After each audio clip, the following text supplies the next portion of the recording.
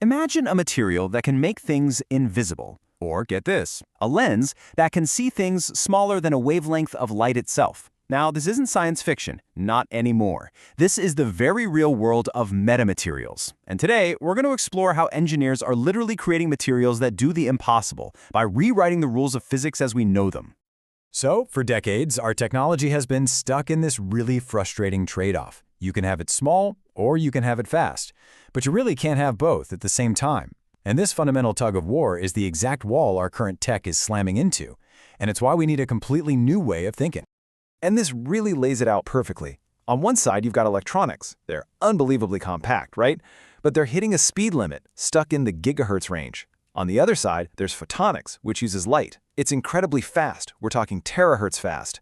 But it's got a major size problem. The issue is light itself. See, light waves have a minimum size, and you simply cannot build components smaller than that. It's a fundamental law of physics called the diffraction limit, and it's exactly what keeps our fast, light-based technology so frustratingly bulky. You know, for all of human history, we've basically been playing with the hand that nature dealt us. The periodic table has been our only cookbook, our only deck of cards. And we've been totally limited to the combinations we can cook up from it. The properties of all our materials come from their chemistry, and that chemistry has very real limits. But what if we could invent entirely new cards? Well, that is exactly what metamaterials let us do. They're a whole new class of materials where the properties aren't decided by what they're made of, but by how they're designed. It's a massive shift from chemistry to architecture. Let me put it this way. A brick is just a lump of clay, right? But you arrange those bricks in a very specific way, and suddenly you have a house or a bridge or even a cathedral. Metamaterials are the exact same idea, but on a microscopic scale. Their amazing properties come from their tiny, intricate internal structure. We're not just using the bricks nature gave us anymore, we're designing the bricks themselves. And this is just a profound shift in how we think about, well, everything. For centuries, we've been explorers, discovering what nature had to offer. But now, we're becoming architects, designing and building materials with properties that have literally never existed before. We are no longer chained to the periodic table. We're only limited by our own imagination. Okay, so how in the world do you design a material at this level? The key is to think small. Really, really small. Just like all of nature is built from atoms, metamaterials are built from something we call meta-atoms. Everything around us, from the air we breathe to the chair you're sitting on, it's all made of atoms. They are the fundamental building blocks of our universe, kind of like nature's Legos. So, metamaterials take this basic idea and give it a serious upgrade. Instead of just using the atoms that nature provides, we are creating our very own artificial atoms. And yep, you guessed it, we call them meta-atoms. And here's where it gets really, really exciting. The properties of natural atoms, they're set in stone. Carbon is always going to be carbon, but meta-atoms are different. We design them, so we get to decide what they do. It's almost like having a programmable atom. So, what's their secret sauce? Well, first, they're tiny, engineered nanostructures. Second, and this is the real magic trick, they're smaller than the waves they're designed to control. Think about that. It's like having a tool so precise it can reach in and grab an individual wave of light or sound or heat and tell it exactly where to go. Their shape, their size, their arrangement, it all gives us near infinite design possibilities. It's a whole new playground. So with this unbelievable level of control, we can start to do things that honestly were once thought completely impossible. We're talking invisibility cloaks, perfect lenses, even earthquake-proof buildings. We're not just bending the rules of physics here. We're writing brand new ones. Now, this journey from pure science fiction to actual reality has been decades in the making. It all started back in 1968 with a bold theory from a scientist named Victor Veseligo. Fast forward to 2000, and David Smith's group actually built the first material that could bend light in a way nobody thought was possible. And then, just 6 years later, that breakthrough led to the first working invisibility cloak. It's just a wild testament to how quickly a crazy idea can become a world-changing technology.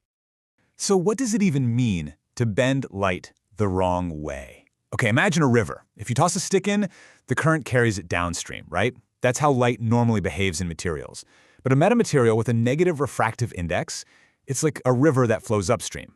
It's a property that just doesn't exist in nature, and it's the key to some of the most mind-blowing applications of metamaterials.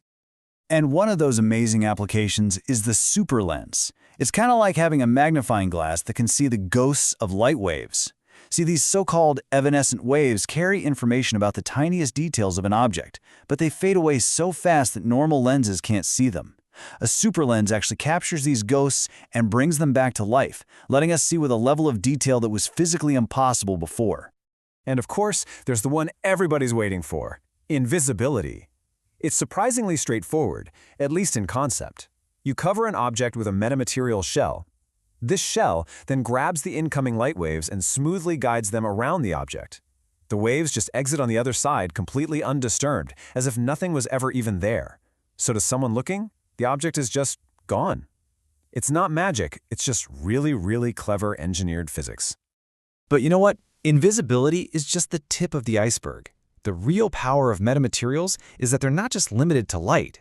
The exact same principles can be applied to almost any kind of wave you can think of, and that opens up a whole new universe of possibilities. We are talking about a whole new toolkit for engineering our world. Imagine a concert hall where every single seat has absolutely perfect sound, or a heat shield that can protect a spacecraft from the insane heat of re-entry. We can even design structures to protect entire buildings from earthquakes by just redirecting the seismic waves around them. We're not just controlling light anymore, we're starting to control the very fabric of our physical world. Now, as powerful as these 3D metamaterials are, they can be pretty bulky and difficult to make, and that's why the next giant leap in this field is to go flat, with something called metasurfaces. Think of it like the difference between a sculpture and a painting. Metamaterials are the sculpture, a 3D object with depth and volume. Metasurfaces are the painting, a flat surface that can create the illusion of depth. But here's the kicker. In this case, the illusion is totally real. These ultra-thin films can control waves with the same power as their big, bulky 3D cousins. And this is where things get really practical. Because they're flat, they're cheap, they're easy to make, we can integrate them just about anywhere.